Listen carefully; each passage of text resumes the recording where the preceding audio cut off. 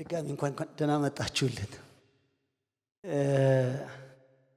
በቀጥታ ወደ መወያያ ጥያቄያችን ነው የምንገባው። የመጀመሪያው ምላሽ የሚሰጠን ወንድማችን ዮሲ ይሆናል እና ለሱ ስፍራውን እለቃለሁ። ይኸውም ሰዎች የተሰማሩበት የሥራ መስኮች ዓለማዊና መንፈሳዊ ብለን ለሁለት ልንከፍላቸው እንችላለን ወይ የሚለውን እድሉ ለሱ ከመስጠት እጀምራለሁ። እንዴት ናችሁ? ይመስገን። ባለፈው ወር ቅድም መጋቢ እንደ አነሳው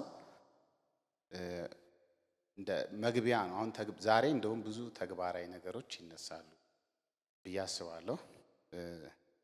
የመጀመሪያው ጥያቄ እኔ እንድመልስ የተጠየቅኩት ሰዎች የተሰማሩበት የሥራ መስኮች ዓለማዊና መንፈሳዊ ብለን ለሁለት መክፈል እንችላለን ወይ ነው የሚለው። መልሱ አጭር ይመስላል።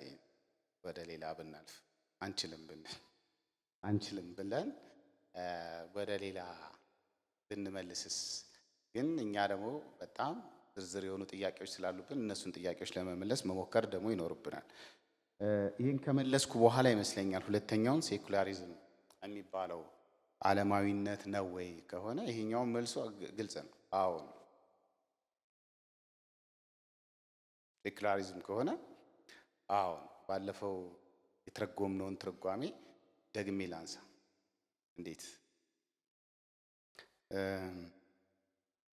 በንባብ መልክ የተወሰኑትን ነገሮች። ሴኩላሪዝም ማለት እግዚአብሔርን ከማህበረሰብ ውስጥ በይፋ ማግለል ነው።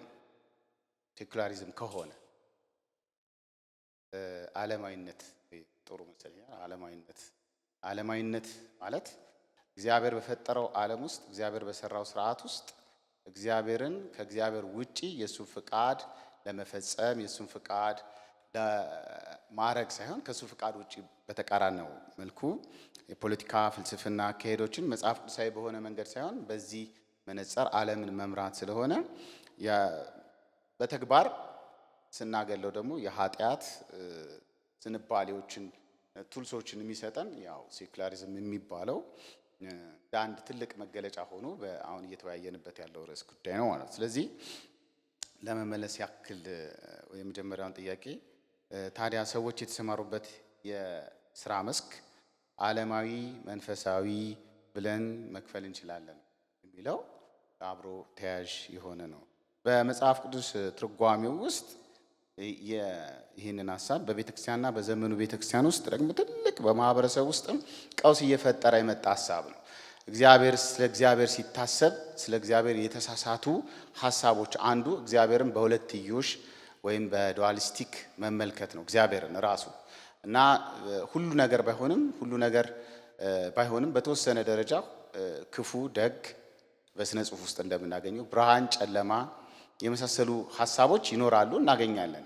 ግን ሁሉን ነገር ለሁለት በመክፈል እኩል ኃይሎች እንዳሉ ሰይጣንና እግዚአብሔር እኩል አቅም እንዳላቸው እና ሁሉ ነገር ደግሞ በዛ ስርዓት ውስጥ እንዲሄድ አድርገው እግዚአብሔርን በሁለት የከፈሉት በቅዱሳን መጽሐፍት ዱዋሊስቶች ወይም ዱዋሊዝም ጽንሰ ሀሳቡ በቤተክርስቲያን ውስጥ የገባው በኖስቲዛውያን ወይም ኖስቲዝ የሚባል ፍልስፍና ነው። በጣም በተደጋጋሚ ዮሐንስን ስታጠኑት በደንብ አንስታችሁታል። እና እነዚህ አስተሳሰቦች ክርስቲያናዊ በሆነ ህይወት ውስጥ በአጠቃላይ በአገር እና አሁን ባለው ዓለም ውስጥ ተግባራዊ ህይወትን እንዳንኖር እንቅፋት ይፈጥርብናል። ለምንድነው ግን እግዚአብሔር በሁለት መክፈል የማንችለው? ከባህሪው አንፃር መክፈል አንችልም። እግዚአብሔር አንድ ነው፣ ሁሉም በሁሉ የሚጠቀልል ነው።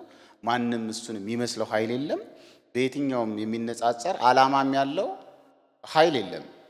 እቅድ ያለው እግዚአብሔር ብቻ ነው። እቅዱን ለማጨንገፍ ሰው ሰይጣን ወይም የወደቀው ስርዓት ወይም በሶስተኛ መልኩ የተረጎምነው ስለ ዓለም የተረጎምነው ትርጓሜ ትንሽ በተወሰነ መንገድ ሊያስቸግር ይችላል። እቅዱን ሊያጨልም ይችላል። እቅዱን ሊያጠፋ ይችላል እንጂ በምንም አይነት መንገድ የእግዚአብሔርን እንደ እግዚአብሔር ሌላ እቅድ ያለው ኃይል በዚህ ምድር ውስጥ ወይም ኃይል ያለው ኃይል የለም። ስለዚህ ዱዋሊስቲክ ይሄ አመለካከት አጋንንታዊ ነው ብዬ በፈረጀው በቅዱሳን መጽሐፍት ውስጥ ሲጠላም ስለነበረ ልክ አይደለም። ጌታ ኢየሱስ ካነሳው ምሳሌ ብንነሳ ስለ ስራ እንግዲህ በማቴዎስ ወንጌል ምዕራፍ 6 ውስጥ ስለ ስራ፣ ስለ ሀብት፣ ስለ ብልጽግና፣ ስለ ድህነት የተነሱበት ርዕሰ ጉዳዮች አሉ። ጌታ ኢየሱስ በሚያስተምርበት ጊዜ ግልጽ በሆነ መንገድ የትም ቦታ ላይ ኢየሱስ ባስተማራቸው ትምህርቶች ውስጥ ሁለት አድርጎ አላሳያቸውም። አንድ አድርጎ ግን የአንዱ ሰው ንጽረተ ዓለም የአንዱ ሰው እይታ ግን ምን መምሰል እንዳለበት ቅድመ ሁኔታዎችን አንስቷል። በዚህ ዙሪያ ውስጥ ሶስት ነገሮች ላንሳ። የመጀመሪያው ቅዱስ እና እርኩስ፣ ዓለማዊ ወይም ይሄ ሳክርድ ወይም ደግሞ ሴኩላር የሚለው አገላለጽ ጥሩ ይመስለኛል። ለዚህ አሁን ለማነሳው ሐሳብ የተሳሳተ የሆነበት ትልቁ ጥሩ የሆነ ነገር ጥሩ ነው፣ መጥፎ የሆነ ወይም ጨለማ የሆነ ነገር በሚል በጽንሰ ሐሳብ ብቻ በመክፈል ሁሉን ነገር በሁለት አካፍሎ ከተሰረንበት ዓለም ከተፈጠርንበት ቅድመ ሁኔታ ውስጥ የሚያወጣ ነው። ምክንያቱም ስራ ቅዱስ፣ ክፉ፣ እርኩስ፣ ዓለማዊ ስራ፣ መንፈሳዊ ስራ የሚል ክፍፍል የመጣው ሪሰንትሊ ነው። ማለት እንግዲህ በታሪክ ውስጥ እንኳ የተከሰተው ክርስቲያኖች ጎበዝ ፖለቲከኞች አሉ። ጥሩ ክርስቲያን የሆኑ ፖለቲከኞች አገርን ሲመሩ ሲያስተዳድሩ የነበሩ አሉ። አገርን በሕክምናው ዘርፍ ሲያገለግሉ የነበሩ አሉ። ስለዚህ ወንጌላዊ ሽማግሌ፣ የቤተ ክርስቲያን መጋቢ፣ ኦርዴንድ የተደረገ መንፈሳዊ ቤተ ክርስቲያን ብቻ አካባቢ ላይ የሚውል ቅዱስ፣ ከቤተ ክርስቲያን ውጭ የሚውል የሚነግድ የሚሰራ ምናምን እርኩስ የሚያደርገው አስተሳሰብ ይሄ ራሱ በጣም መወገዝ ያለበትና ትክክለኛ ያልሆነ አመለካከት ነው። ምክንያቱም በጣም በርካታ የሆኑ ዶክተሮች ከአንዳንድ የቸርች የፈውስ ፕሮግራም በላይ ብዙ ይፈውሳሉ። እና ይሄ ስራ ቅዱስ ነው፣ ይሄ ስራ እርኩስ ነው ማለት በራሱ በነገርን ለሁለት ሁል ጊዜ አይደለም፣ በተለያየ ጊዜ አንዳንድ ጊዜ በስነ ጽሁፍ ውስጥ እግዚአብሔር ሐሳቡን ለመግለጥ የከፈለባቸው መንገዶች አሉ። እሱ በሌላ ኢሹ ስለሆነ ነው። ይሄኛው ግን ይሄ ሳክርድ ነው፣ ይሄ ደግሞ ሴኩላር ነው የሚለው ክፍፍል ግን ተገቢ አይደለም። አንዱ ምክንያቴ ትክክለኛ ዶክተሮች፣ ትክክለኛ ፕሮፌሽናል፣ ትክክለኛ የሆኑ ሰራተኞች፣ ትክክለኛ የሆኑ ሰሪዎች ስራቸውን እንዳይሰሩ እንቅፋት ስለሚጥልባቸው ነው። ማንሳት ይቻላል። በቤተ ክርስቲያን ታሪክ ውስጥም በእኛ ሀገር ውስጥም ልምምድ በምንመለከትበት ጊዜ በጣም በርካታ ቤተክርስቲያናት ማቴዎስ 28ን የተወጡት የቤተክርስቲያን ሽማግሌዎች ወይም ወንጌላውያን አይደሉም። በእኛ የእናንተን አላቅም። ምናልባት የታሪክ በአብያተ ክርስቲያናት በዋነኝነት ደግሞ በሙሉ ወንጌል ቤተክርስቲያን ውስጥ ግን አስተማሪዎች ናቸው ብዙ ቸርች ፕላንት ያደረጉት። ማለት ታላቁ ተልእኮን እውን ያደረጉት ሰራተኞች ናቸው። የቢሮ ሰራተኞች፣ የመንግስት ሰራተኞች፣ ብዙ ቤተክርስቲያን ፕላንት የተደረጉ። ስለዚህ ይሄ ስራ እርኩስ ነው፣ ይሄ ስራ ቅዱስ ነው የሚለው አስተሳሰብ ራሱ እርኩስ ነው ማለት ወይም መጽሐፍ ቅዱሳዊ ግራውንድ የለውም። አንደኛ ከእግዚአብሔር ከራሱ እግዚአብሔር ከሱ ውጪ ሌላ ማንም የሚወዳደረው አምላክ ነው። ከእግዚአብሔር ባህሪ አንጻር ዱዋሊስቲክን እግዚአብሔርን እንዳንረዳ ወይ ጎዶሎ አረዳድ እንዲኖረን ነው የሚያደርገን። አንዱ እሱ ከባህሪው አንጻር እግዚአብሔር ብቸኛ ነው። እግዚአብሔር ያለ ነው። እግዚአብሔር የሚኖር ነው። እግዚአብሔር ደግሞ እቅድ አለው፣ ዓላማ አለው። ሁሉን ነገር ያለው እግዚአብሔር ብቻ ነው እንጂ ሌላ ኃይል ተጻራሪ ኃይል የለውም። አጋንንትም እስከተፈቀደለት ድረስ በተወሰነ ክልል ውስጥ ነው የሚንቀሳቀሰው እንጂ በአጋንንትም ኃይል ያው ከእግዚአብሔር ፍቃድ ቁጥጥርና አትኑር ካለው ላይኖር የሚችልበት ጊዜ አለ። እሱ የራእይ መጽሐፍ ይነግረናል።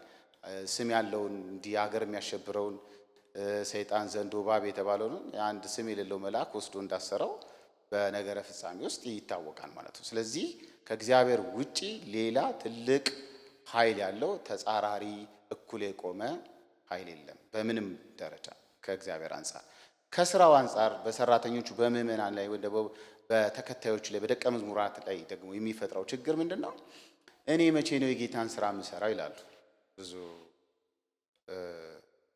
በቤተ ክርስቲያን ውስጥ ያሉ ሰራተኞች ማለት ነው። የጌታ ስራ ቸርች የለም፣ ቤተክርስቲያን እዚህ ስራ የለም። እዚህ ስራችሁን ሰርታችሁ ስትመጡ የምታርፉበት እና አልፎ አልፎ ደግሞ ኃይል ስታጡ የምትሞሉበት እግዚአብሔርን ሴሌብሬት ለማድረግ በሳምንት አንድ ቀን ለአንድ ሰዓት እንሰበሰባለን እንጂ የተልኳችን ቦታ ውጪ ነው። እዚህ ባለን ፕሮፌሽን በተሰጠን ስራ ታማኝ ሆነን ስራዎችን እግዚአብሔርን በሚያመላክት መልኩ እሱን በሚያሳይ መልኩ በተገቢው መንገድ ከሰራን ያ ነው የተልኳችን ቦታ። እኛ መንፈሳዊ ብቻ ነው መሆን የምንችለው። እኛ እያከረርኩት ስመጣ ክርስቲያን ብቻ ነው መሆን የምንችለው። ሁለት ነገር እያየን ወደ አንድ ነገር መድረስ አንችልም። ስለዚህ ክርስቲያኖች ጎበዝ ሰራተኞች፣ እኔ በስራው ዓለም ውስጥ ስላለሁ ለማንሳት ያክል ሰነፍ ሰራተኛ ያለው በእኛ ማህበረሰብ ውስጥ እኛ የምንሰብካቸው ሰዎች ናቸው። ስንፍናቸው በጣም ጾም ጸሎት አለብኝ ይላሉ። የጸለይ ከሆነ የጾም ከወቆ በቃ እንድትሰራ ነው። ለምን አሰራም? የዛኛው የቤተክርስቲያኑ ጾም ጸሎት ይቅርብህና ስራ ስትለው አንተን ኢሚዲየትሊ እንደሚቆጥረህ እንደ ዓለማዊ ሰው ነው የሚቆጥረው።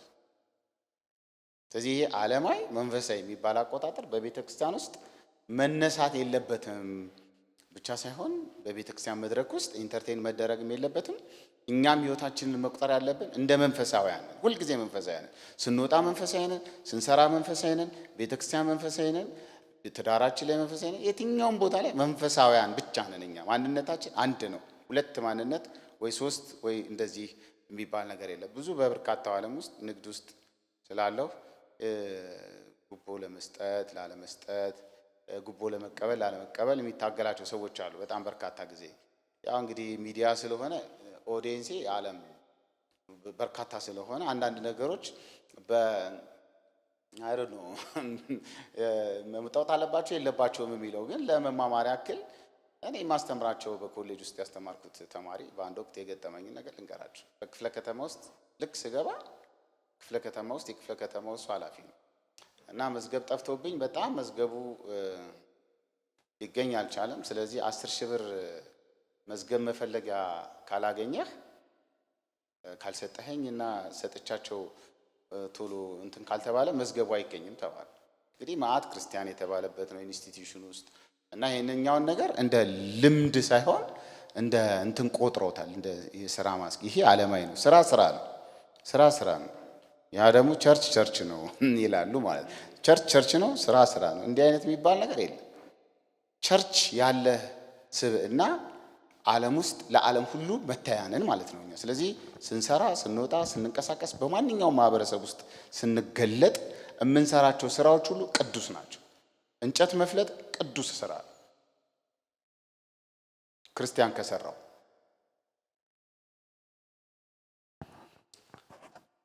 ብዙ በርካታ ስራዎች አሉ መዘርዘር ማሽ ሽመናም ይሁን ምንም ይሁን የትኞቹም ስራዎች ናቸው፣ ቅዱስ ናቸው።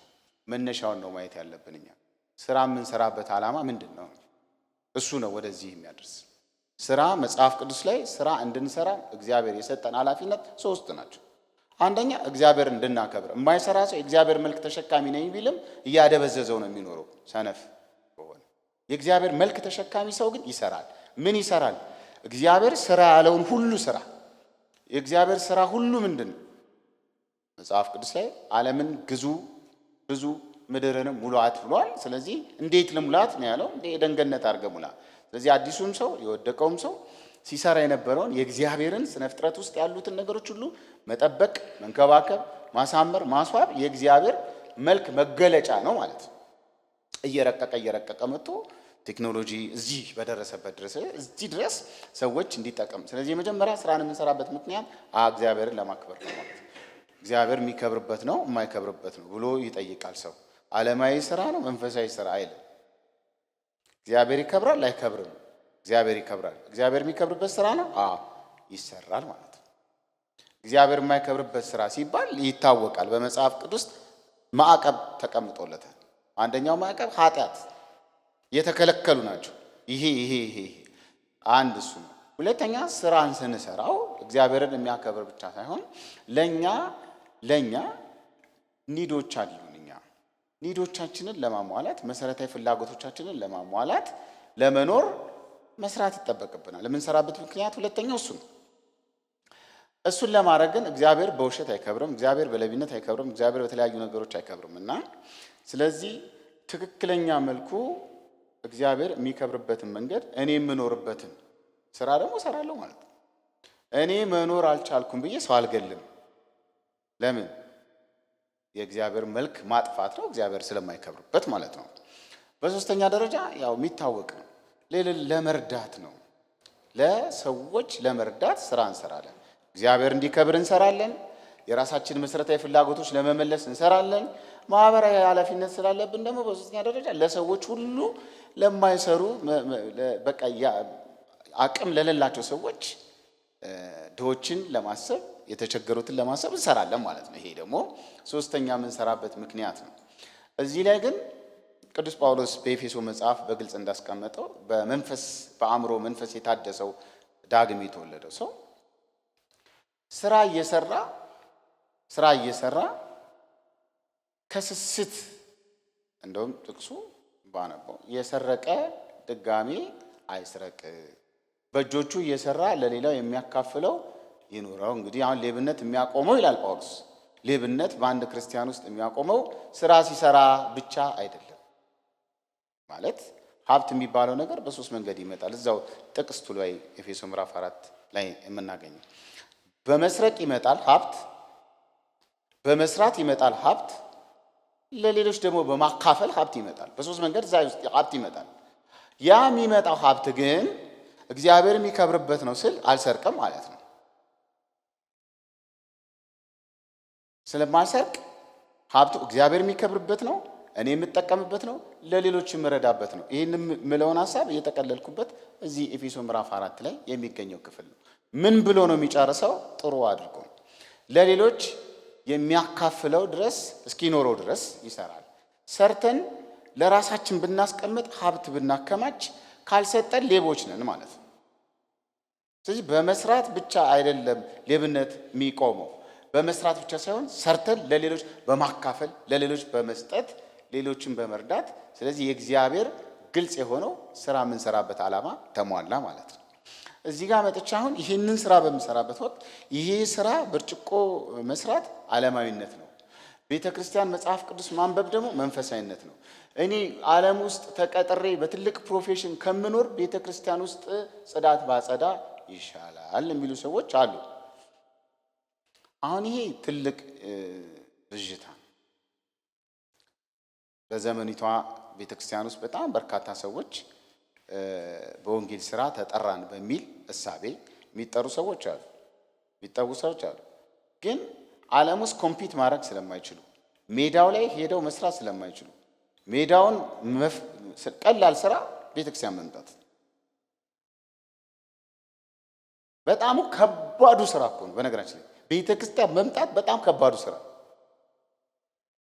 ቀላል ስራ አረጉት ምንድነው? ወንጌላዊ መሆን ምናምን ሙሉ ጊዜ ሰጥቶ በፕሮሰስ የሚሆነውን ይሆናል፣ ግን አይጠቅምም ሰውየው።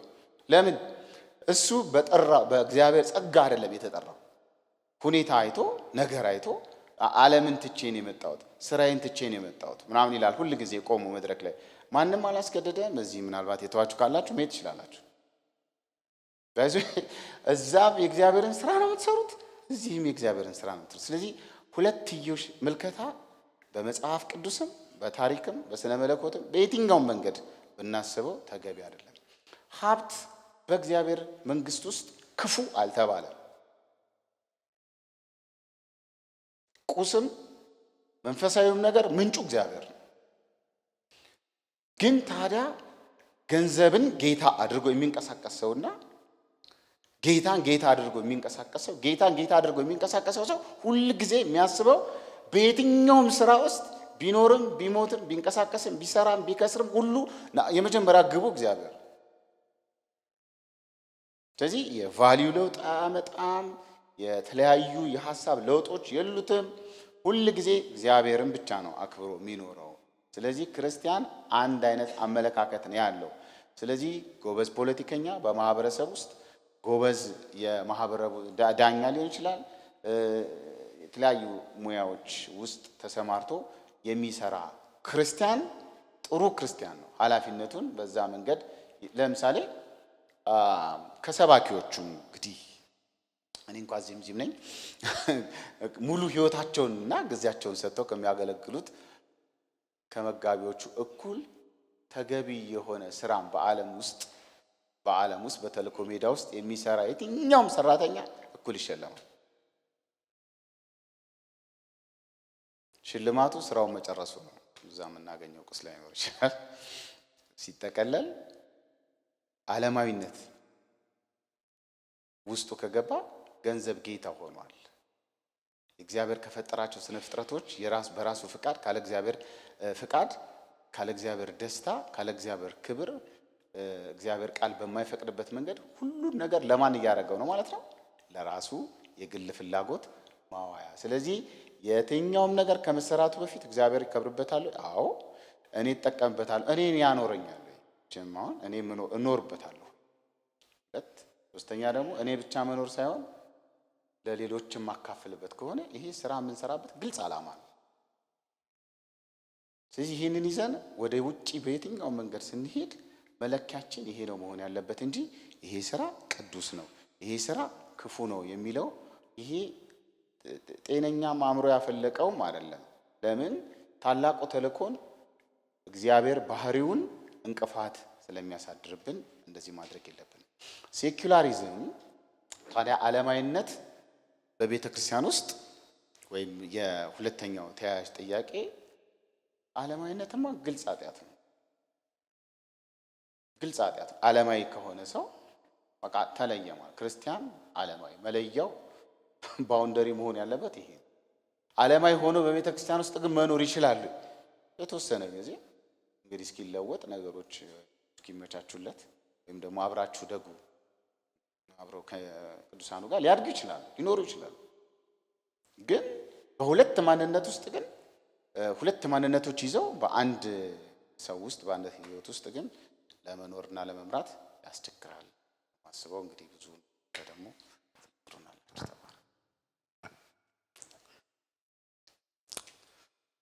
ዛሬ በዚህ መድረክ ዮሲ በመናገር በጣም ደስ ብሎኛል። ተጨባጭና ተግባራዊነት ያለው እኛ መጋቢዎቹ ከምናወራ በላይ ፋብሪካ ያለው ሰው ሲያወራ ይሻላል።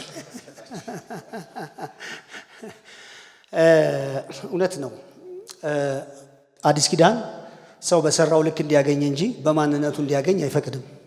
መጽሐፍ ቅዱሳችን ብሉይ ኪዳን ላይ ስትሄዱ በማንነት ሰው እንዲያገኝ ፈቅዷል። ለምሳሌ ሌዋውያን ከህዝቡ ያለውን እንዲካፈሉ በተለየ ሁኔታ ተጠርተዋል። ስለ ማንነታቸው ስለ ስራቸው ልክ በስፋት ባያወራም ማለት ነው። አዲስ ኪዳን ግን ሰው ምን ያህል ሰርተሃል፣ ምን ያህል ታገኛለህ ነው።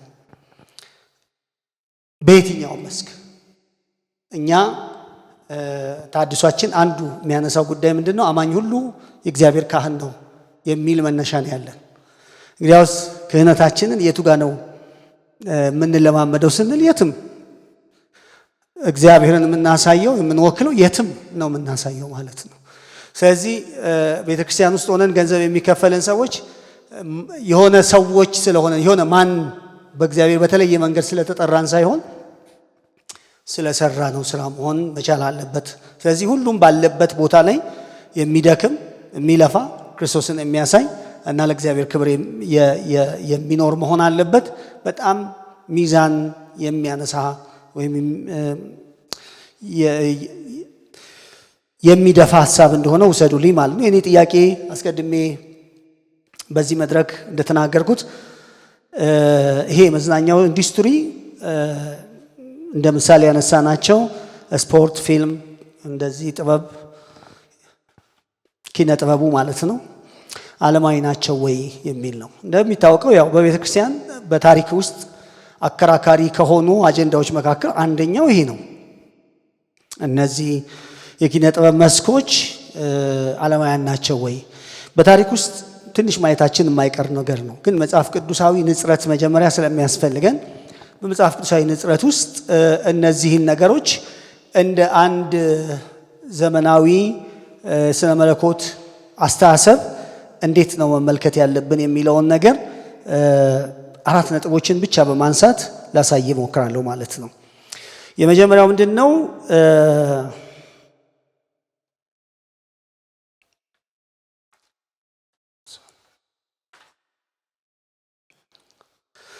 መጽሐፍ ቅዱስ የፍጥረትን መልካምነት ይቀበላል የሚል ነው።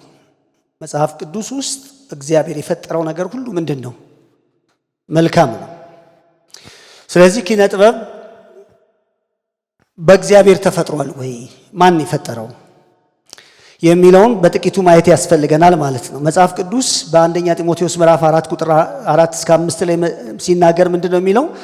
እግዚአብሔር የፈጠረው ሁሉ መልካም ነውና በምስጋና ከተቀበሉት የሚጣል ምንም የለም ይለናል።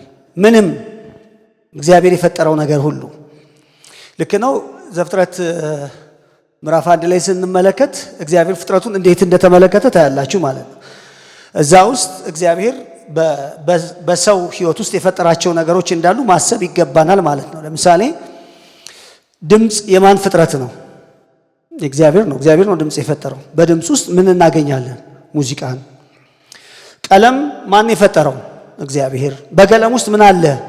ስዕል የለም አለ። እግዚአብሔር የፈጠረው ሁሉ ደግሞ ምንድነው ብለናል? መልካም ነው።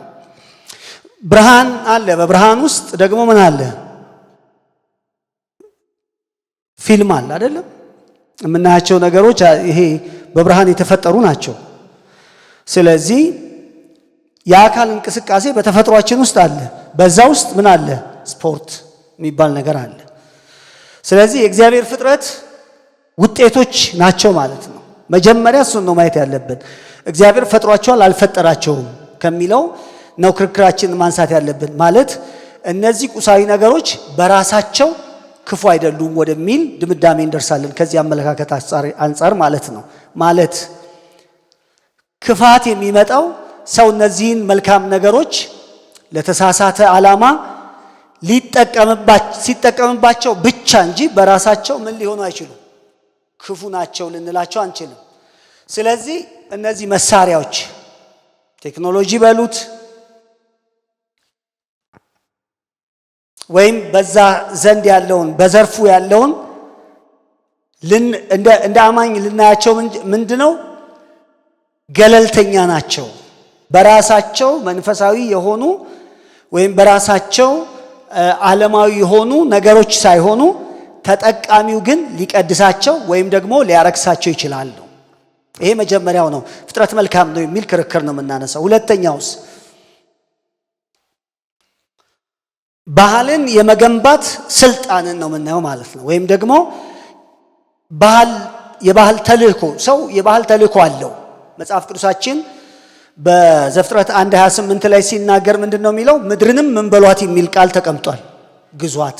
ሰው የምድር ገዢ ነው። ምን ማለታችን ነው? ገዢ ነው ስንል መግዛት ስንል የተፈጥሮን ሀብት አውጥቶ ለሰው ልጅ ጥቅም የሚያውል ስልጣኔ መፍጠር ማለት ነው።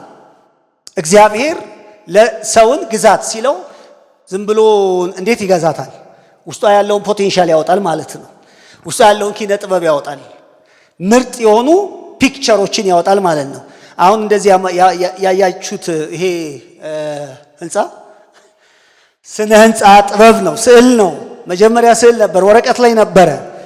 ያንን እግዚአብሔር ምን አደረገ? ግዛ በሚለው ቃል መሰረት እንዲያወጣ ሆነ ማለት ነው። ቀላል ነገሮችን መናገር እፈልጋለሁ። ለምሳሌ ወደ ሶስተኛው ስመጣ እዛ ላይ በጣም አወራለሁ ማለት ነው። ሁለተኛው ላይ ልቆይ ማለት ነው። ስለዚህ የሰው ልጅ ጥበብና መዝናኛን ሲፈጥር እግዚአብሔር የሰጠውን የመፍጠር የማልማት ኃላፊነት እየተወጣ ስለሆነ ማለት ነው። እግዚአብሔር ፈጣሪ ስለሆነ በሰው ውስጥ እርሱን በመምሰል አሰራር ምንን ሰጥቶታል ማለት ነው? ፈጣሪነትን መፍጠር፣ አዲስ ነገሮችን ማምጣትና ምድርን እንዲቆጣጠር የእግዚአብሔር በጎ ፍቃድ ነው ማለት ነው። ስለዚህ እነዚህ ዘርፎች በራሳቸው የሰው ልጅ የባህል ክፍሎች ናቸው እንጂ ምን አይደሉም ማለት ነው። የኃጢአት ውጤቶች አይደሉም። እዚህ ጋር የምታዩት የሙዚቃ መሳሪያ የኃጢአት ውጤት አይደለም። እግዚአብሔር ምድርን ግዛት ከሚለው ቃል ውስጥ የተገኘ የእግዚአብሔር የጸጋ ውጤት ነው ማለት ነው። ሶስተኛውን ልናገር። ሶስተኛውን አጠቃላይ ጸጋ ላይ ብዙ ጊዜ አንቆይበትም እንጂ ይሄንን በጣም ልናውቀው ይገባናል። ስለ አጠቃላይ ጸጋ ማለት ነው። አጠቃላይ ጸጋ ማለት እግዚአብሔር ለሰው ሁሉ እርሱን እንዲያውቅ የሰጠው ምን አለው? እርሱን እንዲፈልግ፣ እሱን እንዲያመልክ፣ እሱን እንዲያመሰግን የሰጠው ጸጋ አለው ማለት ነው። መጽሐፍ ቅዱሳችን በማቴዎስ ወንጌል ምዕራፍ 5 ቁጥር 45 ላይ ሲናገር ምንድን ነው የሚለው? እርሱ በክፉዎችና በበጎዎች ላይ ምን ያወጣል? ፀሐይ ያወጣል እና በጻድቅም በኃጢአተኞችም ላይ ዝናብን ያዘንባል ይለናል መጽሐፍ ቅዱሳችን። ያ ማለት ምን ማለት ነው? ለኃጢአተኞች ይሆኑ ጻድቃን ይሆኑ እግር ኳስ የመጫወት ችሎታ ይሰጣቸዋል። ያ ታለንት የማን ነው? የእግዚአብሔር ነው። ድምፅ ይሰጣቸዋል። ያ ድምፅ፣ ያ ቅኔ፣ ያ ቅኝት፣ ያ ጉሮሮ የማን ነው? ሰይጣን ምንም ለዚህ ዓለም ያበረከተው ነገር የለም። ድሮ ልጆች ሆነን አንድ አስተሳሰብ ነበረ። እግዚአብሔር ንብ ሲፈጥር ሰይጣን ቀንቶ ዝንብ ሰራ እንደማለት ማለት ነው። እዚህ ዓለም ላይ ሰይጣን የፈጠረው ነገር የለም። ሰይጣን የቀባው ሰው የለም። በጣም የምታደንቁት ምንድነው? ድምፀ በረዋ የምትሉ ሰው ካለ ያንን የሰራው እግዚአብሔር በአጠቃላይ ጸጋ የሰጠው ነው። አቢዩዝ ሊያደርገው ይችላል። ሰው አቢዩዝ ያደርገዋል እንጂ የእግዚአብሔርን ስጦታ ግን ዓለማዊ ልንል አንችልም ማለት ነው። እቺን ተናግሬ ሐሳቤን እቋጫለሁ። በኋላ በውይይት እያዳበር ነው ስለምንመጣ ማለት ነው። ስለዚህ አንድ ሰው አማኝ ባይሆንም እንኳን እግዚአብሔር በሰጠው አጠቃላይ ጸጋ ድንቅ ፊልም ሊሰራ ይችላል። ማወቅ ያለብን ድንቅ መጽሐፍ ሊጽፍ ይችላል። በስፖርትም ሊመሰገን ይችላል። ጥበቡ የመነጨው ከፈጣሪ ስለሆነ መሳሪያውም ገለልተኛ እና መልካም ነው። ችግሩ ምንድን ነው? ባለቤቱ ክብር ለእግዚአብሔር ምን ላያደርግ ይችላል? ላይሰጥ ይችላል። አራተኛው ነጥብ አጠቃቀምና የህሊናን መርህ ማንሳት ያስፈልጋል።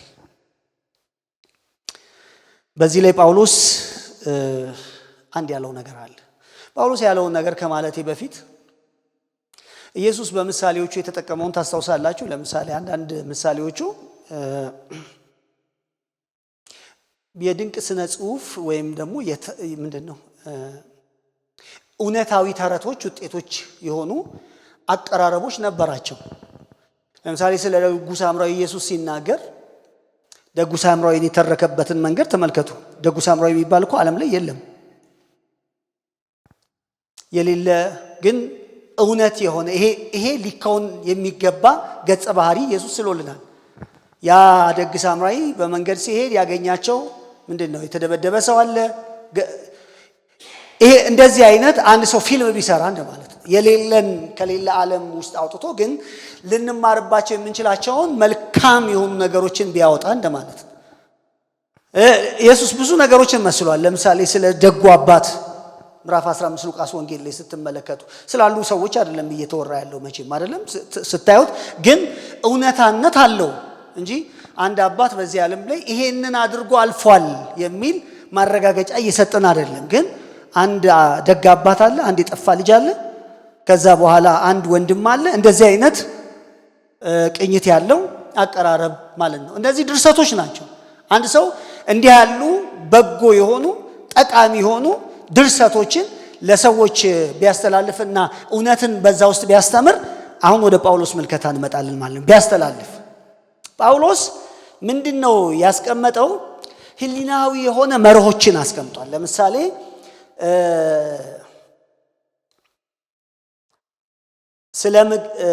ስለ ምግብ፣ ስለ ቀናት በሰጠው ትምህርት ውስጥ በራሳቸው ርኩስ እንዳልሆኑ አስቀምጧል።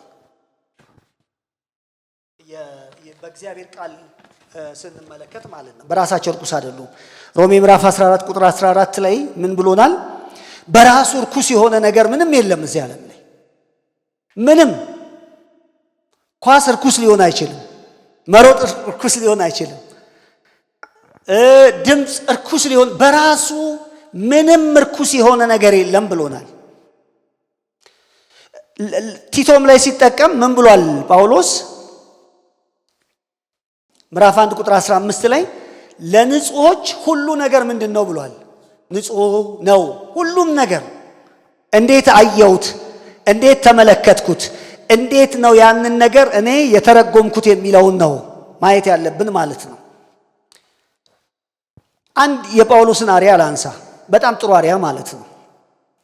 ለምሳሌ ጳውሎስ አቴና በነበረበት ወቅት ያሳየው አንድ በጣም የሚያስገርም እንትን ነበረ። የእናንተን እንትን እየተመለከትኩ ስዞር ይላል አይደል? ከዛ የመጀመሪያው የጠቀሰው ምንድነው? የእናንተ ከባለቅኔዎቻችሁ አንዱ ብሎ የባለቅኔዎቻቸውን አንድ አስተሳሰብ በጣም አጎላ አይደል? እኛ ደግሞ ምኖቹ ነን? ዘመዶቹ ነን ማለት ነው። ፖዚቲቭሊ ነው አይደል የወሰደው እንጂ ተቃውሞ ነው የወሰደው። ህሊናዊ የሆነ ምዛኔው በህሊናዊ ምዛኔ እዛ ጣዖት ቤት የተነገረው ነገር ውሸት ነው አላለም። ቲቶም ላይ ይህንን ተመሳሳይ ነገር ብሏል።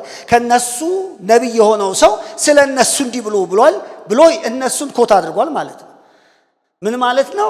አንድ ክርስቲያን ከአንድ ልብ ወለድ ውስጥ እውነትን አያገኝም ማለት አይደለም። ልብ ወለድ ብሎ መፍራት የለበትም። ከልብ ወለድ ውስጥ ምን መቅዳት እንችላለን?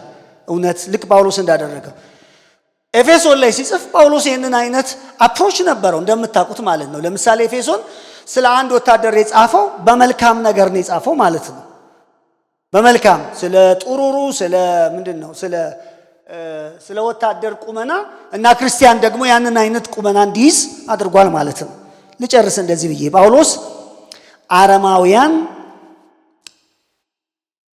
የአረማውያንን የጥበብ ስነ ጽሑፍ እንደ ገለልተኛ መሳሪያ ተጠቅሞ እውነትን እዛ ውስጥ ምን ማድረግ ችሏል ማለት ነው? ማስተማር ችሏል። ስለዚህ ፊልም ታሪክን ሊተርክልን ይችላል። ስፖርት ሰውነታችንን ሊያበቃልን ይችላል። ልቦለድም የስነ ቋንቋችንን ሊያሳድግልን ይችላል። ስለዚህ ዓለማዊ የሚያደርጋቸው ምንድነው ካልን እንዴት ተጠቀምናቸው? እንዴት ወደኛ አእምሮ በሚመጡበት ጊዜ ምን ነገር ሳሉብን በሚለው ነው። አንድ የመጽሐፍ ቅዱስ ክፍል አንብቤ በዛ ሐሳቤን ብቋጭ ደስ ይለኛል። በኋላ በውይይት በደንብ እናዳብረዋለን።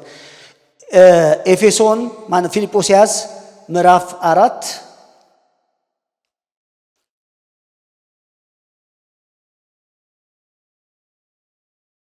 ቁጥር 8 ላይ እግዚአብሔር ቃል እንደዚህ ይላል። በመጨረሻም ወንድሞች ሆይ ይላል። በመጨረሻም ወንድሞች ሆይ እውነት የሆነውን ክቡር የሆነውን ሁሉ፣ ትክክል የሆነውን ሁሉ፣ ንጹህ የሆነውን ሁሉ፣ ተወዳጅ የሆነውን ሁሉ፣ መልካም የሆነውን ሁሉ፣ በጎነት ቢሆን ምስጋና ቢሆን እንደነዚህ ስላሉት ነገሮች አስቡ ይላል። ይሄ ነው ማሰሪያው። ማለት ምን እንዳስብ አድርጎኛል? ክፉ ነገር እንዳስብ አድርጎኛል። ያየሁት ነገር ጨካኔ እንዳስብ አድርጎኛል? ዝሙት እንዳስብ አድርጎኛል? ወይስ መልካም ነገር እንዳስብ አድርጎኛል? አንድ ነገር ስመለከተው እኔን ምን እንዳስብ ነው ያደረገኝ? አስተሳሰቤን በመቃኘት ያ ነው ዓለማዊ መንፈሳዊ የሚያስብለው እንጂ በራሱ ቱልስ ነው። መንፈሳዊ የምንለው ዓለማዊ የምንለው መሳሪያ የለም የሚል ድምዳሜ ላይ ነው የምደርሰው። ወደ መጋቢ ልዑል እሄዳለሁ።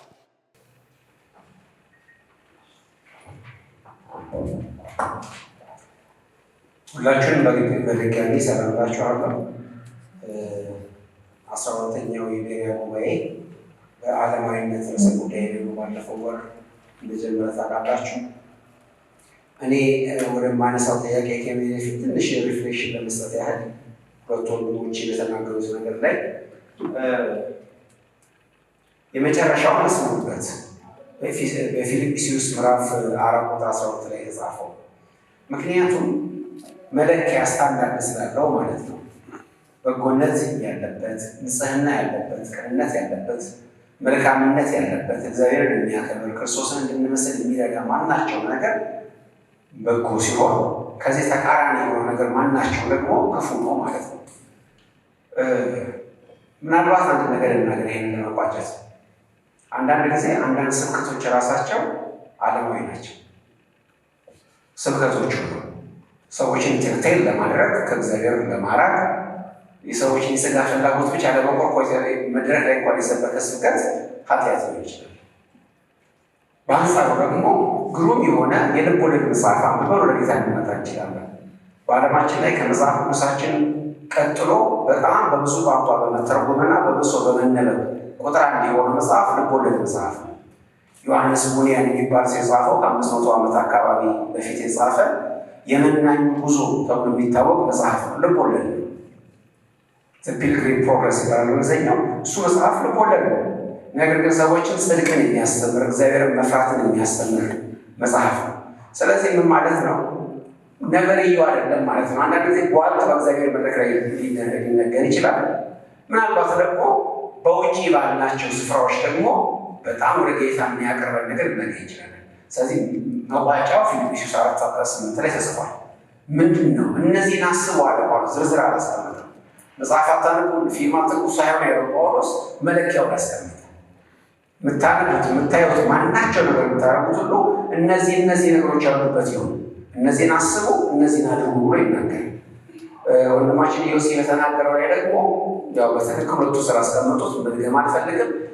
የትኛውም ስራ ዓለማዊ እና መንፈሳዊ እንዳልተባለ የምታውቁት መጽሐፍ ቅዱስ ለሁሉም የስራ መስኮች መመሪያ ስለሚሰጠው፣ ለምሳሌ በመጥምቁ ዮሐንስ ወታደሮችን ምን እናደርግ ብለው ያላቸው ነገር አለ። ቀረጥ ሰብሳቢዎች ምን እናደርግ ብለው የነገራቸው ነገር አለ። ወታደር ቢሆን ቀረጥ ሰብሳቢ ቢሆን መሐንዲስ ቢሆን ምንም ነገር ቢሆን እግዚአብሔርን በመፍራት እንዴት መመላለስ እንዳለበት መጽሐፍ ቅዱስ ይነግረዋል ማለት ነው። ስለዚህ በራሱ ዓለማዊ የሆነ በራሱ መንፈሳዊ የሆነ የስራ መስክ የለን የሚለውን እናስምርበት ያስፈልጋል። እኔ የምናገረው ቅድምም በመነሻ ላይ እንደተነገረ በዓለም ላይ የኖረን ከዓለማዊነት መጠበቅ እንዴት ይቻላል የሚለው አንድ ጥያቄ ነው። ሁለተኛው ደግሞ ከዓለማዊ ጋር በሚኖረን መስተጋብር እንዴት ሚዛን እንጠብቃለን። እነዚህ የበጣም ፕራክቲካል ጥያቄዎች ናቸውና በጣም ጥሩ ጥያቄዎች ናቸው።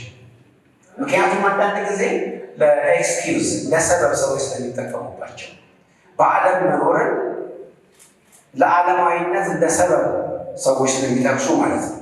ነገር ግን ክርስቶስ ሲጸልይ ታስታውሳላችሁ። ዮሐንስ 17:15 ላይ ወደ አባቱ ሲማልድ ለአማኞች ብሎ ሊጸልየው ከዓለም እንድታወጣቸው አለምን ከክፉ እንድትጠብቃቸው ነው እንጂ ብሎ ተናገረ። ስለዚህ ሌላ ፕላን እግዚአብሔር የለውም ለቅዱሳን ማለት ነው። በዚሁ ዓለም እንዲኖሩ ፕላኑ አሳቡ። ለምን ከተባለ ግዑዙ ዓለም በራሱ ክፉ ስላልሆነ፣ ቅድምም መጋቤ ኢያሱ ጥቅሶች የተናገረ ተናግሯል። በራሱ ክፉ የሆነ አንዳች ነገር እንደሌለ በጌታ ሆኜ ተረድቻለሁ ይላል ጳውሎስ። በጌታ ሆኜ በመንፈስ ሆኜ የምናገረው ይላል ጳውሎስ በሮሜ 14:14 ላይ በራሱ ክፉ የሆነ ምንም ነገር የለም።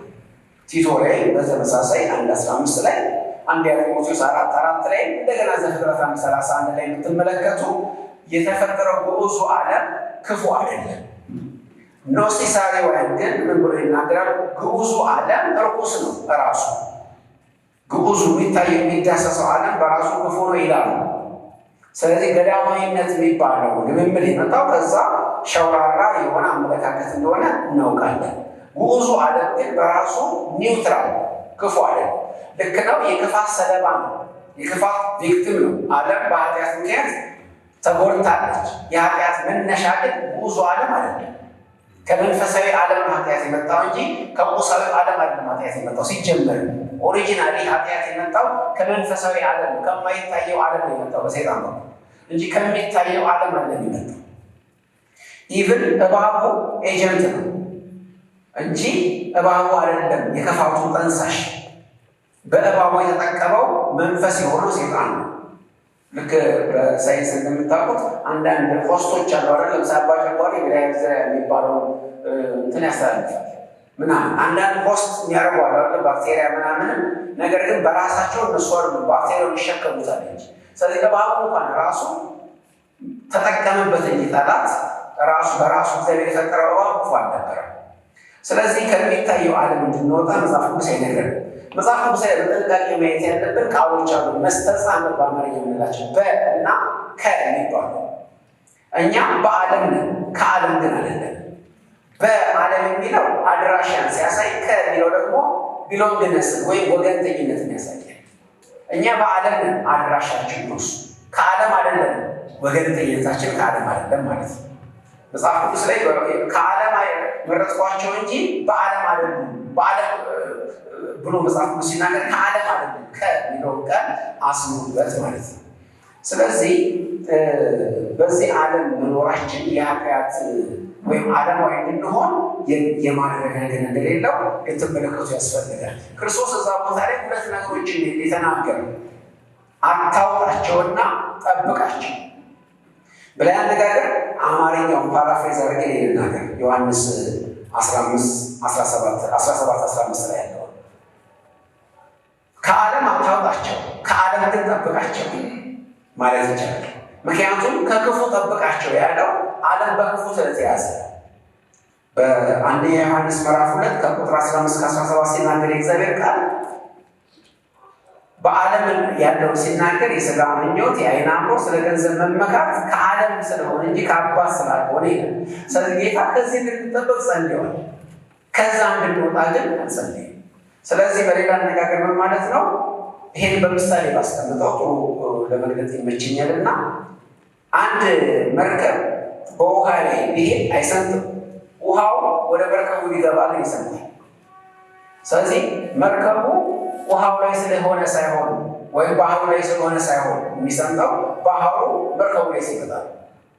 በሌላ አነጋገር እኛ ዓለም ውስጥ ስንኖር አይደለም ችግሩ፣ ዓለምኛው ስትኖር ዓለምኛው እንዳትኖር ጌታ ጸልየዋል፣ ጠብቃቸው። ነገር ግን ደግሞ እኛ በዓለም መኖራችን ችግር ስለሌለው አታውቃቸው ደግሞ ተናግሮ እንመለከታለን ማለት ነው። ምክንያቱም መጽሐፍ ቅዱስ እንደሚናገረው ጂኦግራፊካሊ ይህ የምትታየው ጉስ ዓለም የክፋት መነሻ አይደለች። ነገር ግን ከሲስተሙ ግን እንድንወጣ ይነግረናል መጽሐፍ ቅዱስ። ከመካከላቸው ውጡ ሲል መጽሐፍ ቅዱስ ከሲስተሙ እንጂ ከግዑዙ አድራሻ እንዳልሆነ ግልጽ ነው። ችግሩ ዓለማዊነት ማለት በዓለም የሚታየው ነገር ተስፋ ማድረግ ነው። መጨረሻ መደምደሚያ እሱን ማድረግ ነው። በመዝሙር 17 ቁጥር 15 ላይ እንደሚናገረው እድል ፈንታቸው በሕይወታቸው በዚህ ዓለም የሆኑ ሰዎች ዓለማውያን ተብለዋል። ማለት መጽሐፍ ቅዱስ ሲናገር ደግሞ የምናየውን ተስፋ እናደርገው። የምናየውን ተስፋ የምናደርገው ከሆነ እኛ ዓለማውያን ነን። ዓለምን እናያታለን። ተስፋ የምናደርጋት ከሆነ ዓለማዊነት እሱ ዓለምን በውስጥ ማኖር ማለት ነው እንጂ በዓለም መኖር በዓለም እየኖሩ ሰማያዊ የሚመጣውን ዓለም መጠበቅ ስለሚቻል በዓለም መኖሩ ዓለም ትልቁ ችግር፣ ዓለምን በውስጥ ማኖር ነው ከባዱ ችግር። ይሄ በጣም ብዙ ተደጋጋሚ የሚነገር አንድ አነጋገር ታውቃላችሁ። እግዚአብሔር እስራኤላውያን ከግብፅ አወጣቸው። ግብፅን ግን ከነሱ ለማውጣት 40 ዓመት በላይ ፈጀበት ይባላል። በአንድ ጀንበር በአንድ ሌሊት አወጣቸው ከግብፅ። ግብፅን ግን ከውስጣቸው ለማውጣት ከባድ ነበር። ስለዚህ ዓለም ውስጥ መኖር ሳይሆን ችግሩ ዓለምኛው ስትኖር በጣም አደጋ ነው። ቅድም እንዳለ መርከቧ በባህር ላይ መሆኗ አያሰጥማትም። ባህሩ በውስጧ መኖሩ ግን ያሰጥማታል፣ ወደ ውስጥ ያስገባታል። እኛም እንደሱ ልናስብ ያስፈልጋል ማለት ነው።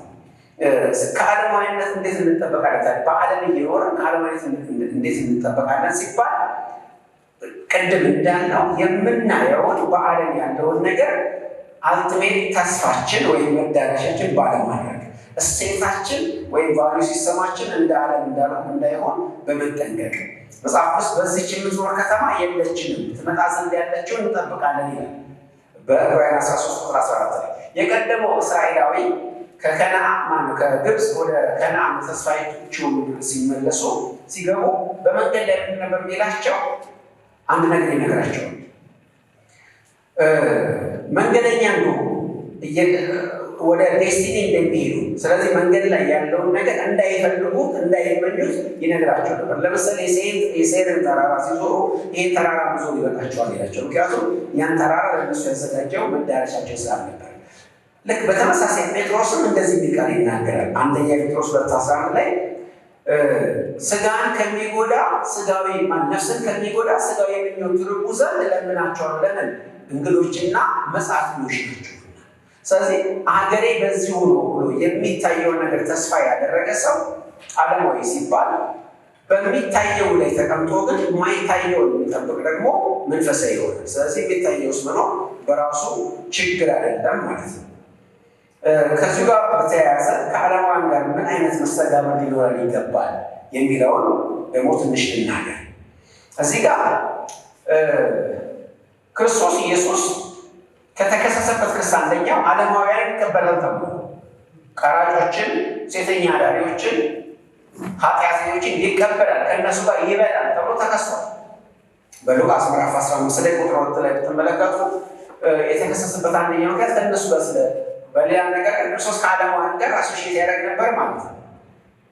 ይሄንን በሁለት አቅጣጫ ልናስቀረው አንችልም። አንደኛ የምቀደም እንዳለው ከዓለም እንድንወጣ ስላልተጸለየ ወይም ክርስቶስ ኢየሱስ ከዓለም እንድንወጣ ስላላሳሰበን በዓለም ስንኖር ደግሞ ከዓለማውያን ጋር መስተጋብር ይኖረናል። አንድ እሱ። ሁለተኛ የሥራ ቦታችን ወይም የሚሽናችን ፊልድ እሱ ስለሆነ እነሱ ስለሆነ አንደኛ መራቅ አንችልም፣ ሁለተኛ መራቅ የማይገባ ነው ማለት ነው። ምክንያቱም የሥራችን ስፍራ እነሱ ስለሆኑ።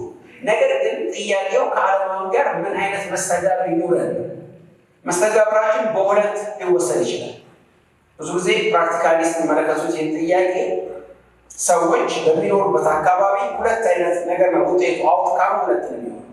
ወይ እነሱ ተጽዕኖ ያሳድራሉ በሚኖሩበት ዓለም ላይ፣ ወይ ደግሞ የሚኖሩበት ዓለም እነሱ ላይ ተጽዕኖ ያሳድራል። ጥያቄው እኛ ከዓለማውያን ጋር መኖራችን ሳይሆን ጥያቄው የእኛ መንፈሳዊ ተጽዕኖ፣ የጽድቅ ተጽዕኖ እነሱ ላይ ይጋባል ወይስ ነው የእነሱ የኃጢአት ልምምድና ቫልዩ ሲስተም እኛ ላይ ይጋባል? ፌል ያደረገ ሰው የዓለማውያን ነገር ወደ እሱ ሲመጣ፣ ሰክሲድ ያደረገ ደግሞ እንደ መንፈሳዊ ደግሞ ያደገ ሰው ደግሞ የእሱ ጽድቅ ደግሞ ሌሎች ላይ ኢንፍሉዌንስ ያመጣል። በሁለት ጥቅሶች ልቋጫው። የመጀመሪያው በአዎንታዊ ደረጃ ያለ መስተጋብር ምንድን ነው?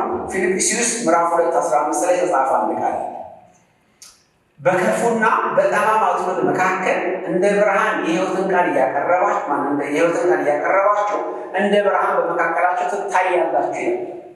ይሄ ደግሞ በመጨረሻው ቀን ለምስጋና ለሽልማት ያበቃል ይላል።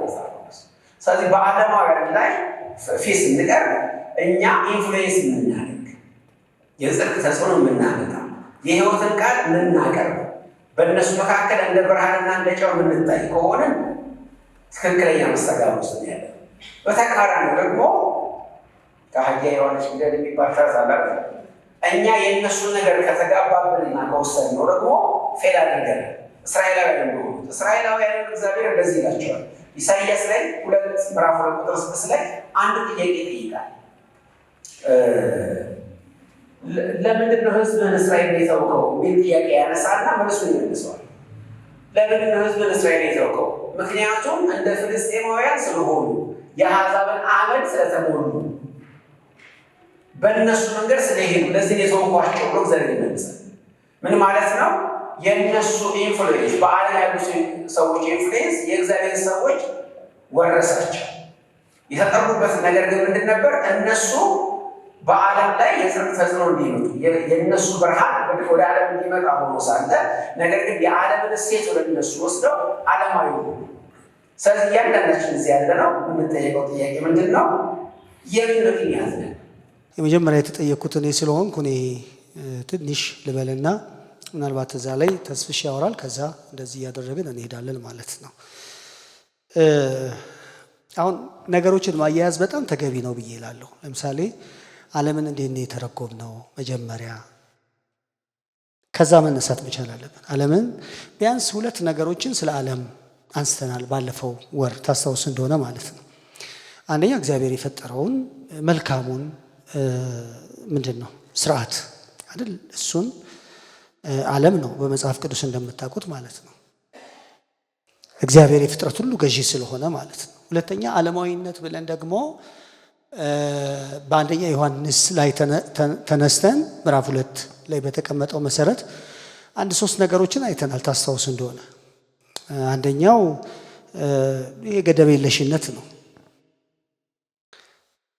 አግበስባሽነትን ነው። ሁለተኛው ደግሞ ሁሉ ለኔ ማለት አስተሳሰብ ነው። ሶስተኛው በሁሉም መመካት ነው። በእግዚአብሔር ከመመካት ይልቅ በሁሉም መመካት ነው። ይሄንን እንደ ቤተ ክርስቲያን ወሩን ሙሉ ስንጸልይበት የነበረ ጉዳይ ነው። እንደዚህ በእግዚአብሔር ፊት የነበርንበት ጉዳይ ነው ማለት ነው። እንደው ለዚህ ውይይት ብቻ ያቀረብንበት ሳይሆን ስንጸልይበት የነበረ ይሄኛውን ዓለማዊነት ዮሐንስ የገለጸውን ዓለማዊነት የሥጋ ምኞት፣ የዓይን አምሮት በተለምዶ የምንለውን አይደለም በእግዚአብሔር ቃል የምንለውን እና በሥጋ መመካት የምንለውን ይሄ ዓለማዊነት ነው። ሌላው ደግሞ ቅድም እንዳልኩት በመጽሐፍ ቅዱሳችን በስፋት የተነገረ ዓለም ደግሞ የሚባል እግዚአብሔር የፈጠረው ለክብሩ የፈጠረው ዓለም አለ ነው። እዛ ውስጥ ማሰብ ያለብን ጉዳይ ይሄ ስለ ዱዋል አስተሳሰብ ዮሲ በደንብ ዳስሷል መጨረሻ ላይ ማለት ነው። ከኔ አንጻር ግን ሁለት ነገሮችን ማየት ይኖርብናል። አንደኛው ማየት የሚኖርብን ነገር ምንድን ነው? እግዚአብሔር ማነው አንድን ነገር ዓለማዊ የምንለው መቼ ነው የሚለውን መጀመሪያ ብናይ ይሻላል። እግዚአብሔር ያንን የምንጠቀምበት ለምሳሌ ድምፅን ይሆናል፣ ስፖርትን ይሆናል፣ ኪነ ጥበብን ይሆናል። መቼ ነው ዓለማዊ የሚሆነው ስንል ዓለማዊ የሚሆነው ቢያንስ 3 ነገሮች ከሆኑ ነው። አንደኛው ለጣዖት አምልኮ በር ይከፍታል ወይ ማለት ስፖርት ወይም መዝናኛው ሰዎችን ማምለክ ከእግዚአብሔር በላይ ጊዜንና ቦታን ይይዛል ወይ? ያ ጉዳይ ከእግዚአብሔር በላይ ጣዖት ሆነ ማለት ነው። ዋናውን ስፍራ በሰው ልቦና ውስጥ ሲይዝ ያ ጉዳይ ምን ይሆናል? ጣዖት ይሆናል። ሁለተኛው የሞራል ዝቅጠት ካመጣ ምን አመጣ?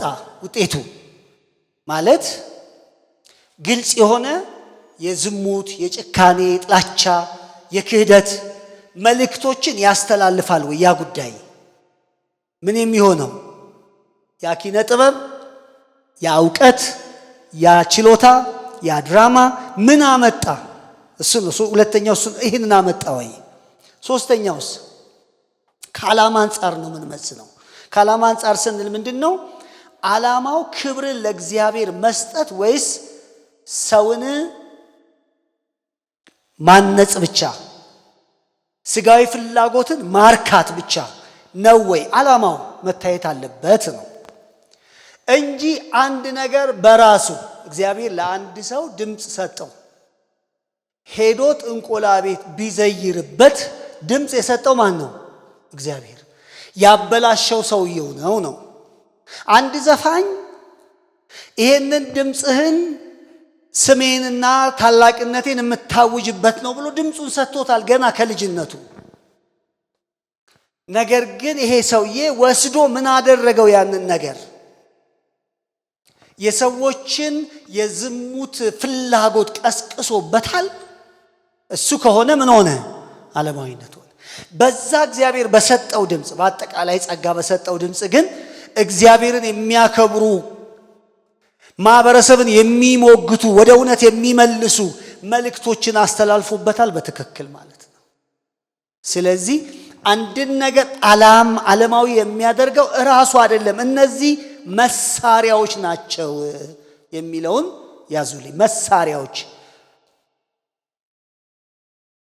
አሁን ያለው የድራማው፣ የስፖርቱ፣ የመዝናኛው ዓለም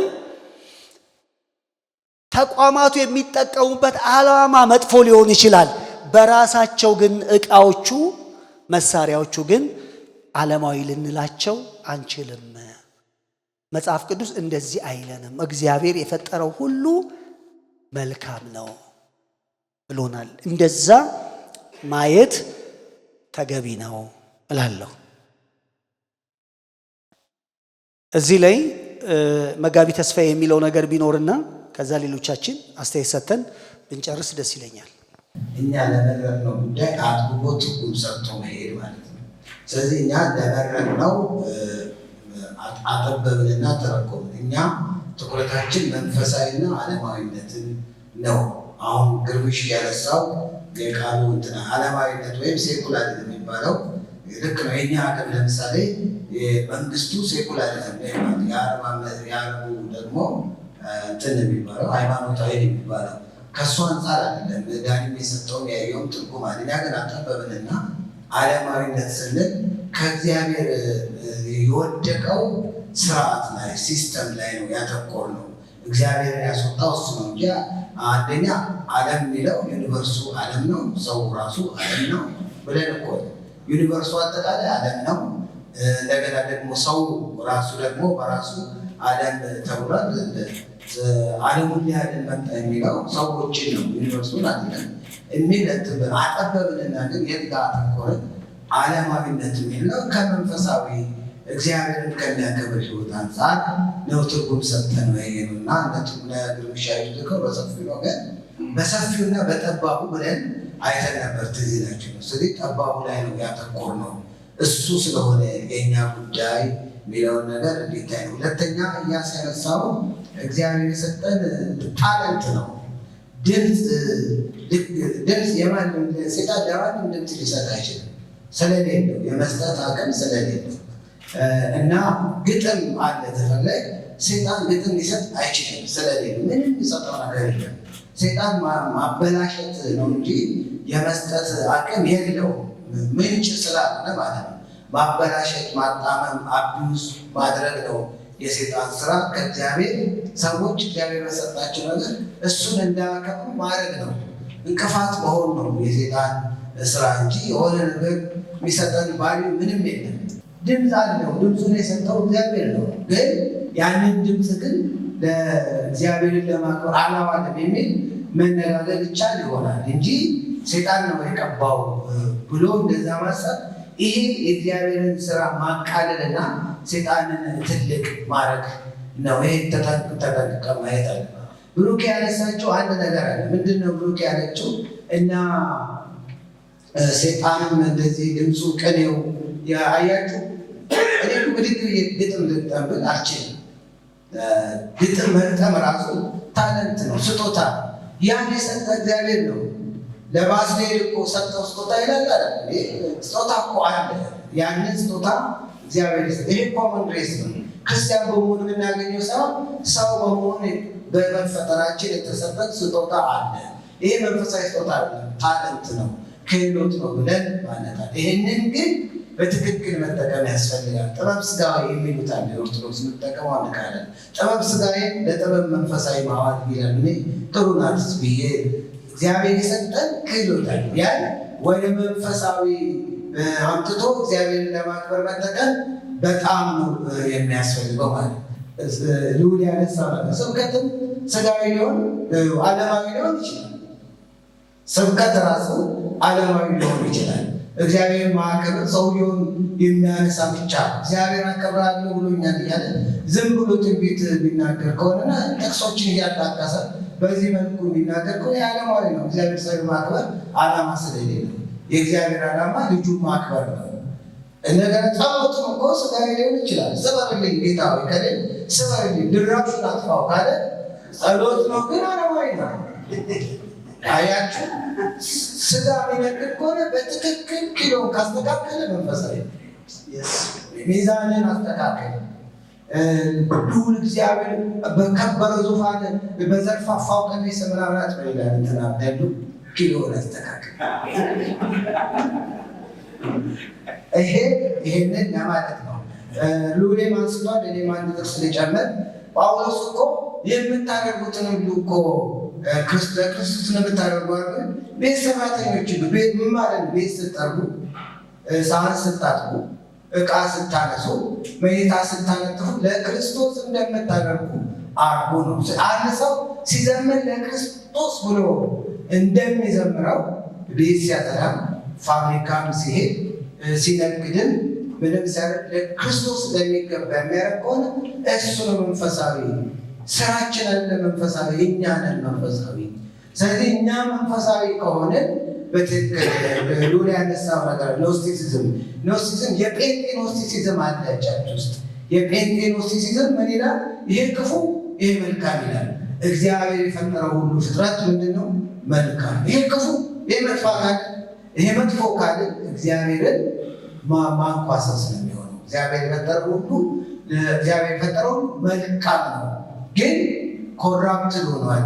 በዚህ ኮራፕትድ በሆነው ዓለም ውስጥ ግን እኛ መንፈሳውያን ለእግዚአብሔር ክብር ካዋልነው እሱ ነው በትክክለኛ የሚገልጠው መንፈሳዊነታችን። ስለዚህ ክርስትና ወርዚ ላይፍ ፎር ክራይስት ነው፣ ለክርስቶስ የሚገባ ሕይወት ብለን ብንይዘው ጥሩ ነው። አመሰግናለሁ። ፓስተር ነገርና ይመስልና ከዛ ዮሲ ብሩክ ያነሳችውን ጥያቄ እንደገና ሊሄድበት እፈልጋለሁ። ምክንያቱም የእሷ ብቻ ጥያቄ አይመስለኝም፣ የሁላችንም የብዙ ሰዎችን ጥያቄ ስለሚሆን እንደተባለው ነው። ማናቸው ተፈጥሯዊ ሆን ማናቸው ስጦታ የተባለው ሁሉ የእግዚአብሔር። ሰይጣን የራሱ የሆነ ራሱ ፕሮዲስ ያደረገው ነገር ውሸት ነው። መጽሐፍ ቅዱስ የሰይጣን ንብረት የሰይጣን ፕሮዳክት አድርጎ የሚያቀርበው ነገር ሐሰት ብቻ።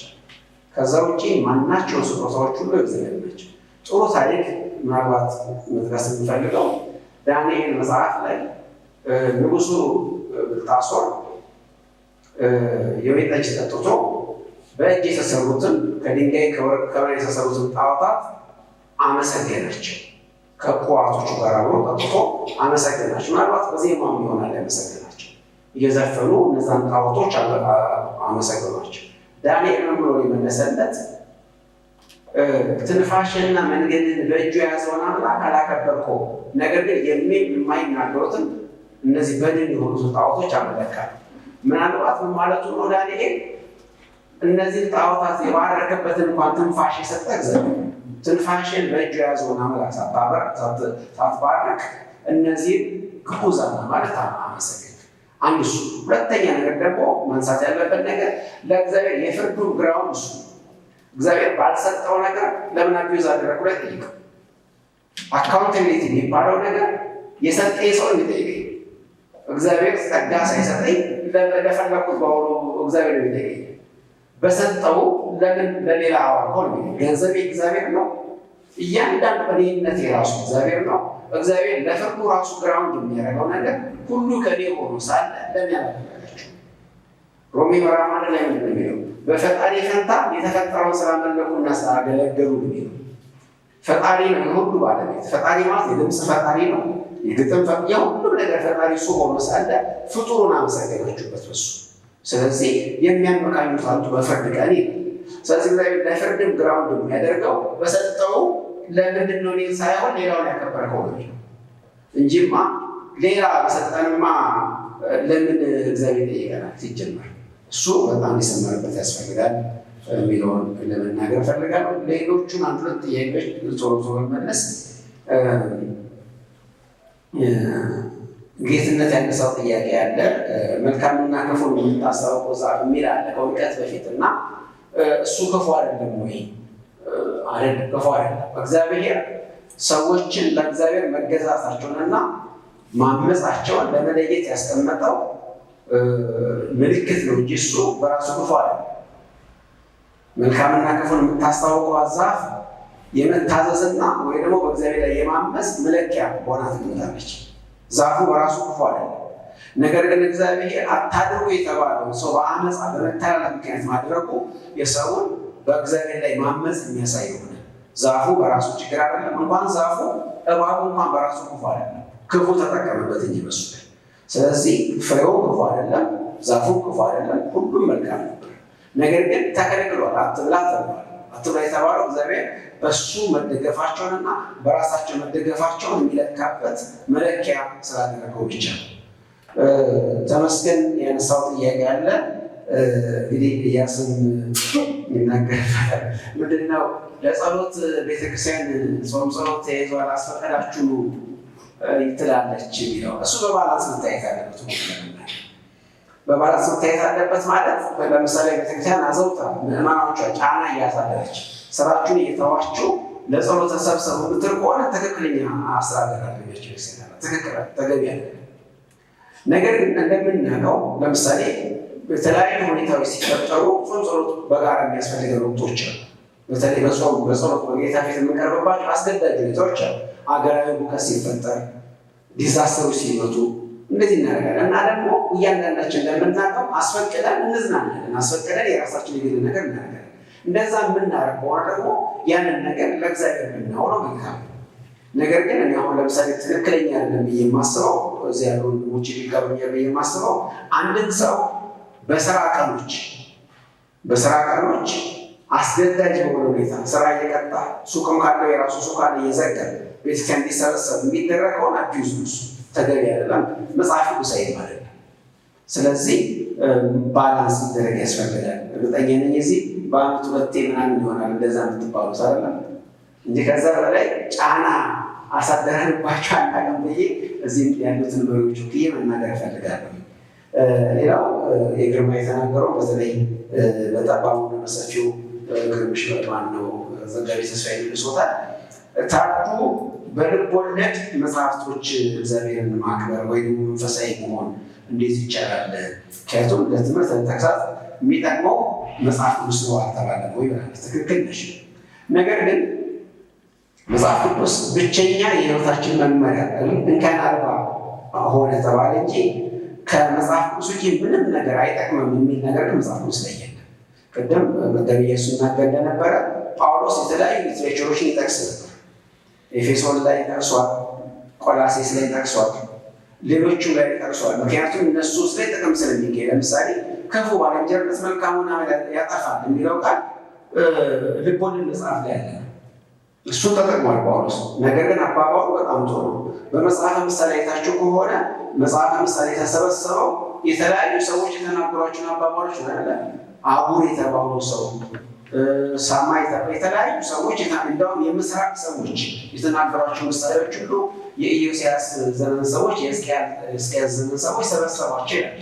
ምክንያቱም አባባሎቹ ከመጽሐፍ ቅዱስ እውነት ጋር የሚጋጩ ስላልሆኑ የሚጠቅሙ ናቸው። ስለዚህ በተለያየ ነገር ሰዎች ይጠቀማሉ። በአንድም በሌላም እግዚአብሔር ይናገራል ተብሎ ተጽፏል። ስለዚህ በተለያየ መንገድ እግዚአብሔር ይናገራል። ከሚናገርባቸው ነገሮች አንደኛው እንደዚህ የምንላቸው የኪነ ጥበብ ውጤቶች ሊሆኑ ይችላሉ ማለት ነው። ሰለሞን ያነሳውን ጥያቄ ክርስቲያን ሆኖ ስራው ላይ ብቻ አተኩሮ ቤተክርስቲያን ቸል ቢል የሚል ጥያቄ ኋላ ሰለሞን አንስታል። ይሄ ሰው ሊገሰጽ የሚያስፈልገው ምክንያቱም ባላንስ ስለሳተ የእግዚአብሔር ቃል ምንድን ነው የሚለው ራሱ በሕጉ እንኳን ራሱ 6 ቀን የተግባር ስራ 7ኛው ቀን ግን ለጌታ የተቀደሰ ነውና አክብር ይላል። ስለዚህ ይሄ አዲስ ኪዳን ላይ ነገሮች አልተከለከለም። የጌታ ቀን የሚባለው አሁንም ሴኪውርድ ነው። ሰዎች 7ቱን ቀን ሙሉ እንዲሰሩ የእግዚአብሔር ፈቃድ አለ። ምክንያቱም የሚሰሩበት ቅድም ኢዮስ ያለው ነገር አለ። ለምን ይሰራል ሲባል አንደኛ እግዚአብሔር ስላዘዘ ይሰራል። ለራሳችን ጥቅም የሚያስፈልግ ጊዜዎች እንሰራለን፣ ሌሎች ለማካፈል እንሰራለን። ስለዚህ በስራችን ላይ መዝጋት ተገቢ ሆኖ ነገር ግን ለአምልኮ ጊዜ እስከማይኖረን ድረስ የምንሰራ ከሆነ የሚያስነቅፍ ነውና እንደዚህ አይነት ሰው ሊገሰጽ ያስፈልገዋል። ዓለማዊ ይሆናል ከመንፈሳዊ ነገር ለመታጠቅ ጊዜ ስለማይመጣ ማለት ነው እና ችግር የሚሆነው ማለት ነው። ስለዚህ እሱ ሊገሰጽ የሚያስፈልገው ነው ብዬ አስባለሁ። እንግዲህ ሌላው ያው ግልጽ ነው። ኮንትሮባንድ፣ ቀረጥ ያልተከፈልባቸው እቃዎች፣ እንደዚህ ይሄ ሰውን ስነ ምግባር የሚያበላሹ ለምሳሌ መጠጥ ወይም አደንዛዥ እጾችን በመሸጥ ገንዘብ የሚያገኙ ሰዎች ካሉ ኃጢአት እየሰሩ ናቸው እና እግዚአብሔር ደግሞ ሌላ የስራ መስክ እንዲፈጥርላቸው መጸለይ ነው ያለባቸው። እጅግ ሰጥቷቸዋል፣ አይምሮ ሰጥቷቸዋል። ስለዚህ ሌላ የስራ መስክ ይሄኛው የበለጠ ስለሚገኝበት ነው ካልሆነ በስተቀር በጉልበት ጭምር መስራት ይችላሉ። ስለዚህ ምንም ኤክስኪውዝ የላቸው ማለት ነው።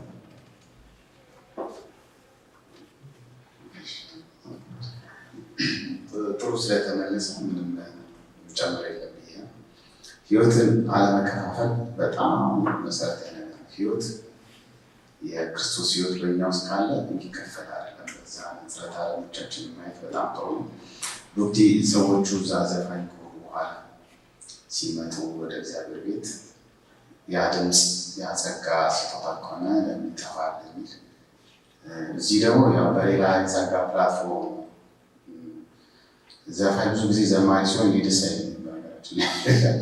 ብዙ የድሮ ዘፈኖቻቸው እየሰማ መዝሙሮቻቸው ይጠናነቀኛል እና በጸጋ ብቻ ነው የሚሆነው። ኢቲካል ጥያቄዎች ተጠይቆ ጠይቀዋል። እነዚህ ሰፊ ናቸው፣ ብንነካካቸውን የሚመለሱ ማለት ነው። ብዙ ሆቴል ያላቸው ክርስቲያኖች አሉ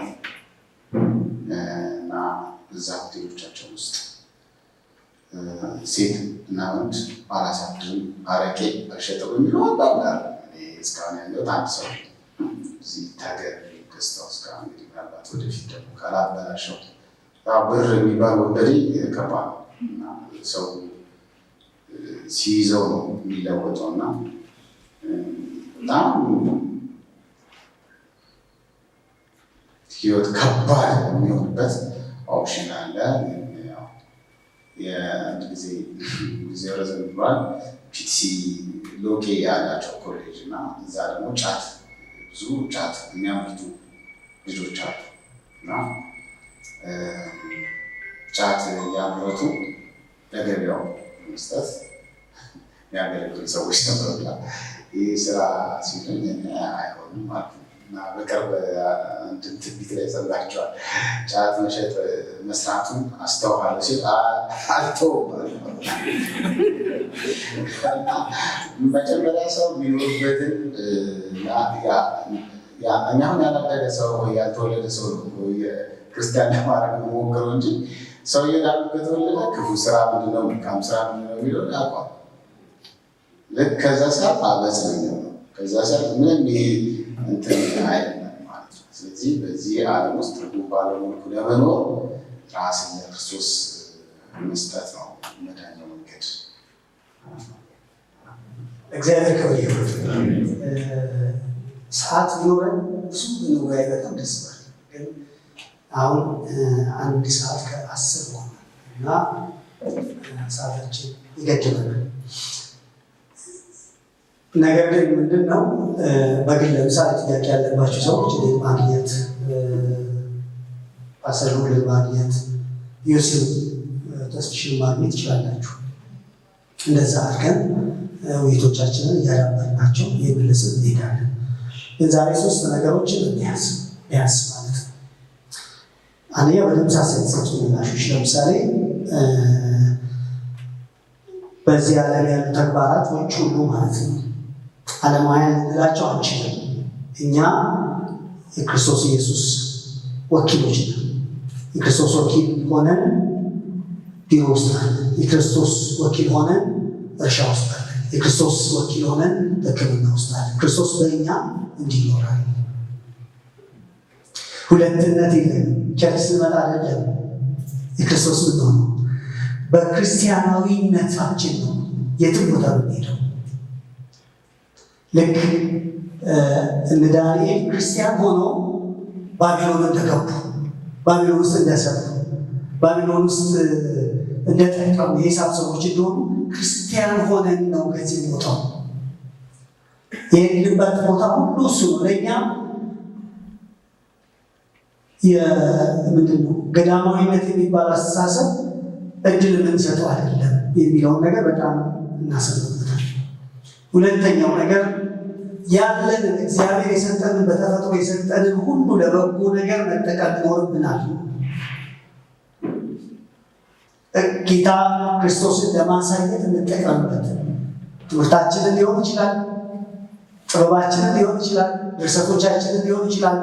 ለእግዚአብሔር ክብር እንጠቀምበት። ምክንያቱም አንድ ነገር እርኩስ ወይም ቅዱስ የሚሆነው መቼ ነው? አጠቃቀማችን ላይ ነው የሚለውን እንያዝ። በሶስተኛ ደረጃ ጌታ ከዓለም እንድንወጣ አልጠራንም። በዓለም ነን። ከዓለም ግን መለየት እንችላለን። እንዴት? ተጽዕኖ በመፍጠር ከዓለምም መጋባት እንችላለን። እንዴት? ይኸው የፍልስጤማውያንን ስርዓት ደግሞ ተግብረዋል እንደተባለ የፍልስጤማውያንን ጸባይ ይዘዋል እንደተባለ። ስለዚህ ከዓለም ስለመውጣት ሳይሆን ማሰብ ያለብን ዓለምን ከተጽዕኖ ስር መጣል እንዳለብን እናስብ። ልክ ጳውሎስ ከሴሰኞች እንዳትተባበሩ ጽፌላችሁ ነበር በመልእክቴ እንዳለ፣ ግን ይህንን ስራችሁ እንደው በዓለም ላይ ያሉትን ሴሰኞች አመንዝሮች፣ አመፀኞች፣ ጣዖት አምላኪ፣ ገንዘብ የሚወዱትን ማለቴ ግን አይደለም ብሎ መልሶ እውነታ ነግሮናል። ወንድም ነኝ እያለ ዓለማዊ የሆነ እሴት ያለው ሰው ከሆነ ግን ከእሱ ጋር እንጀራ እንኳን አትብሉ። ስለዚህ ጋር የቢዝነስ እንዳይኖረን የሚከለክለን የለም። እነሱ የከፈቷቸው ምንድነው የስራ አጋርነቶችን መፍጠር እኛ እንችላለን። ከነሱ ጋር ትልልቅ ንግዶችን በጋራ ማካሄድ እንችላለን። ምክንያቱም እሱ አይደለም የኛ ጉዳያችን። እዛ ከነሱ ጋር እየሰራን የጋራ ንግዶችን እየፈጠርን ግን በክርስቶስ ትምህርት ተጽዕኖ ማሳደግ እንችላለን ወይስ አንችልም?